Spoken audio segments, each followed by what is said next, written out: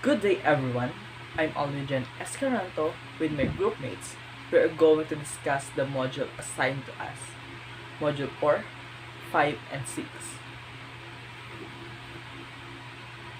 Moving on, Module 4 has a long discussion. In this video presentation, we are just going to discuss Module 4 and the other two modules in the next video. Thank you. So, let's start. Module 4 entitled Representative Texts and Authors from Latin America. After discussions, we are expected to identify representative texts and authors from Latin America, read and understand the details given, and develop appreciation of literary texts and authors from Latin American. Latin American literature consists of oral and written literature of Latin American in diverse language like Spanish, Portuguese, and the indigenous language of the American in particular. Basically, Latin is the base language of Spanish, Italian, Portuguese, and French. It became globally prominent during the second half of 20th century, due largely to the international popularity of style known as magical realism. Since the region's literature was much associated only with 20th century literary movement known as Latin American Boom, which was actively supported by Gabriel Garcia Marquez. Latin American stories revolve around universal themes. Latin American literature, just like of many other cultures, is rich in cultural and social commentary. Universal themes are ways to connect ideas across all disciplines. It is a central idea about the human condition. It is a generalization about life or human nature. They discuss basic human concerns, influenced by experience such as poverty, family and relationship loyalty, gender roles, social protest and exploitation, religion, and magical realism. Magic realism is a primarily Latin American narrative strategy characterized by the casual incorporation of fantastic or mythical elements into seemingly realistic fiction. Four major themes of Latin American literature. First, Romanticism, a celebration of nature and the common man, a focus on individual experience, an idealization of human, and an embrace of isolation and melancholy are all common characteristics. Second, Realism. Instead of using filters or fantasy to create a fictional world, realism is based on real, everyday life. Explores real-life stories. Third, Naturalism. Detailed portrayal of modern society, frequently featuring lower-class characters. In urban settings or a panoramic view of a slice of contemporary life. Emerging literary trends. The Latin American Wars of Independence that occurred in the early 19th century in Latin America lead of literary themes of identity, resistance, and human rights. How did the Latin American literature become? The first novels began to appear in Latin American literature during the 19th century. Early writers posed questions about national identities or whether European customs should replace local traditions. Jose Hernandez, an Argentinian writer, wrote the first Latin American epic poem during this period. The Latin American boom, Spanish boom, Latin Americano, was a literary movement of the 1960s to 1970s when the work of a group of relatively young Latin American novelists became widely circulated in Europe and throughout the world. Latin American literature has a rich, complex literary tradition dates back hundreds of years. Pre-Columbian literature was primarily oral with the Aztecs and Mayans being exemption created elaborate codices, colonial literature.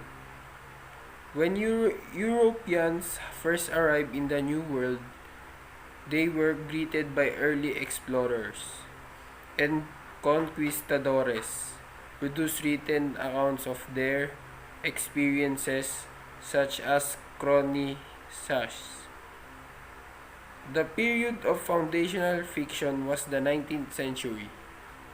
Novels published in the Romantic or naturalist traditions, which though to establish a sense of place national identity with a focus on the role and rights of indigenous peoples.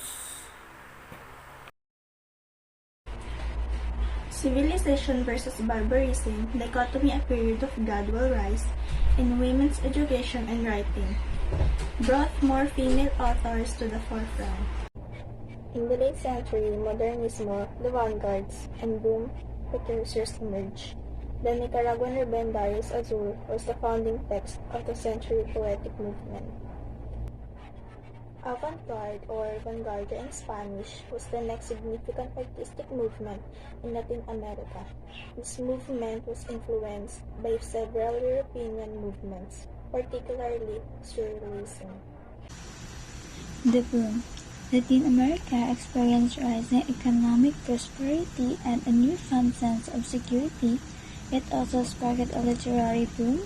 Boom writers experimented with genres other than traditional fiction, narrative structures that incorporate nonlinearity and experimental narration as Latin American literature was launched onto the global stage, and it was hailed a success.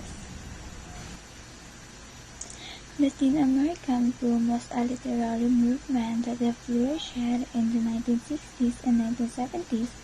It began when the works of primarily male Latin American authors such as Julio Cortázar, Mario Vargas Llosa, José Donoso, Carlos Fuentes, and Gabriel Garcia Marquez became widely circulated in Europe, particularly in Paris and Barcelona. One of the works in the boom, Aurora, by Carlos Fuentes. First published in 1962, the short novel by Carlos Fuentes, winner of the Miguel de Cervantes Prize, is one of the most particular and eccentric novels of Visagian literature. One unique characteristic of this novel is that it is written in the second person, which gives the sense that Fuentes is talking right to you as a reader. This is the ghostly love story between a young man, Philip Montero, and a young woman, Aura, appearing to him as a ghost. Famous works of Carlos Fuentes. Post-boom and contemporary literature is distinguished by a proclivity for humor, as well as the use of popular genres. Some authors believe that boom's success to be a burden, and vehemently denounce the caricature that Latin American literature is reduced to magical realism. In today's literature, the region is vibrant and diverse, with books ranging from the best-selling Paulo Coelho. Post-boom began in the 1980s. It's different from the boom in many ways, the most notable being a strong presence of female authors. Isabel Allende, Roberto Bolano, Cristina Pero Rossi, and Giannina Braschi are some examples of post-boom authors. One of the work in post-boom literature. These are not sweet girls. Poetry by Latin American woman Isabel Allende. Despite cultural maxims encouraging them to be silent, women continue to speak, often through the language of poetry, where there is an abundance of intuition and the possibility of reclaiming power through language. In the work included here, we see how the common threads of courage and inventiveness can be woven into a bright tapestry of women's voices that presents a true picture of a culture that must create its own history. Here is an example of work done by Isabel Allende. The difference between boom and post-boom literature is that boom writers were criticized for being too experimental and difficult to read. The post-boom period is more accessible to a wider audience. Some authors return to a more plot-centered, clearly structured narrative. Boom faded away in the 1970s and 1980s, though many of the writers continued to produce excellent novels and was replaced by an even bigger and more complex grouping known as post-boom. 21st century representative texts and authors from Latin America. First author stated in the module is Gabriel Garcia Marquez. He became famous journalist and is known as the best novelist in Colombia, short story writer, journalist, and screenwriter. He was awarded as the Nobel Prize winner in 1982 for his novels and short stories, in which the fantastic and the realistic are combined in a richly composed world of imagination, reflecting a continent's life and conflicts. He is known as Gabo or Gabito and considered as one of the greatest authors of the 20th century. He had written the most endearing and memorable stories of magic realism in Latin American fiction. Some of notable work done by Gabriel Garcia Marquez. 100 Years of Solitude is a 1967 first novel that tells the multi-generational story of the Buendia family, whose patriarch, Jose Arcadio Buendia, founded the town of Macondo. The novel is often cited as one of the supreme achievements in literature. Chronicle of a Death Foretold. A novella it tells in the form of pseudo-journalistic reconstruction the story of the murder. Love in Time of Cholera. The novel written in Spanish, a Nobel Prize winning piece and published in 1985. This novel is an emotional and physical plague that suffer from the love sickness and feel pains. Autumn of the Patriarch is a novel written in 1975, a poem that's solitude of power. According to the author, the novel is a flowing track on the life of an eternal dictator.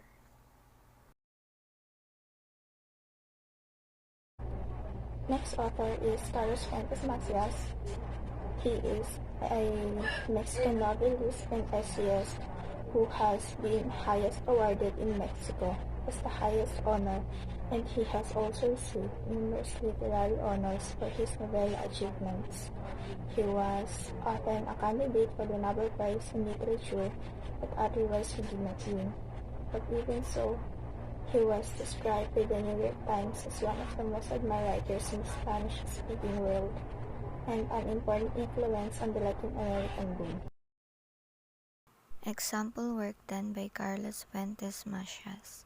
The Death of Artemio Cruz. This is a novel that written in 1962. It is a milestone in the Latin American boom, which presents the agony of the last hours of a wealthy survivor of the American Revolution. Was translated into several languages and established. Aura in Mexico, he published the first edition in 1962. This novel is regarded as fantastic literature due to its remarkable description of dreamlike themes and the character's complexion of double identity. Terra Nostra explores of the cultural substrata of New and Old worlds as the author, using Jungian archetypal symbolism, seeks to understand his cultural heritage. Old Gringo, the first novel published of Carlos Fuentes in 1985. Its English language translation of the same year was the first novel by a Mexican author to be a U.S. bestseller and was one of the 3 nominees for the Ritz Paris Hemingway Award as Best Novel of 1985. Christopher Unborn is the 10th novel of Carlos Fuentes, originally published by the Fondo de Cultura Económica in 1987. The first U.S. edition was published in 1989 by Farrar, Straus, and Giroux. Moving on, next author in the module is Mario Vargas Llosa. When he became a writer, he already composed or produced many novels and was known as Peruvian Spanish writer whose commitment to social change is evident in his novels, plays, and essays. He was awarded the Nobel Prize in Literature in 2010 for his novel. He wrote a novel about his experiences and its title was A Fish in the Water, a memoir, and became a citizen of Spain and was awarded the Cervantes Prize of the same year. Despite his new nationality, he continued to write about Peru in such novels. In 2015, Vargas Llosa also made his acting debut at the Teatro Real in Madrid, where he appeared as a duke in Tales of the Sea, his stage adaptation of Giovanni Boccaccio's Decameron. Some of Mario Vargas Llosa's amazing works: The Notebooks of Don Rigoberto. The novel tells of a love story whose participants may be the fictional characters of Don Rigoberto. With his usual sly assurance, Vargas Llosa keeps the reader guessing which episodes are real and which issues from the Don's imagination. The resulting novel, an aggregate of reality and fantasy, is sexy, funny, disquieting, and unfailing compelling. The Feast of the Goat, a novel by the Peruvian Nobel Prize in Literature laureate Mario Vargas Llosa. The book is set in the Dominican Republic and portrays the assassination of Dominican dictator Rafael Trujillo and its aftermath from two distinct standpoints: a generation apart during and immediately after the assassination itself in May 1961 and 35 years later in 1996. Throughout, there is also extensive reflection on the heyday of the dictatorship in 1950s and its significance for the island and its inhabitants. The Way to Paradise is a novel published in 2003. The novel is a historical double biography of post-impressionist painter Paul Gauguin and his grandmother Flora Tristan, one of the founders of feminism. The Bad Girl, originally published in 2006 in Spanish as Travesuras de la Niña Mala, is a novel who won the Nobel Prize in Literature in 2010.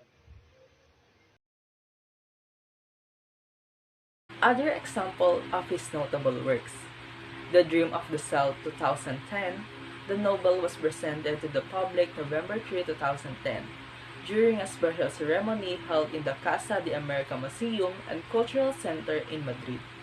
That same day, it appeared in bookstores. The Discreet Hero 2013, a tale of two cities, Piura and Lima, rocked by scandal and the disintegrating bonds of loyalty between the generations. The Neighborhood 2016, a political mystery which takes place in Lima and a twisting and unpredictable tale. Tales of Play-Go is a gameplay that blends action and adventure pieces of story featuring by two young orphans of the run from the Inquisition. That they should survive against a great danger, supernatural swarms of rats that appeared with the Great Plague. Last writer in the module is Julia Alvarez. She has written novels, poetry, essays, and fiction for children and young adults. Much of her work deals with themes such as immigration, identity, and the experience of bicultural individuals.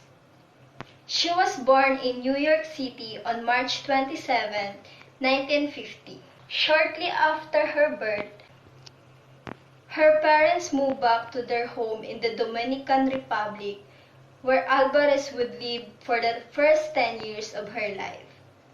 Recognized for her extraordinary storytelling in poetry and prose, Ms. Alvarez explores themes of identity, family, and cultural divides, and also she illustrates the complexity of navigating two worlds and reveals the human capacity for strength in the face of oppression.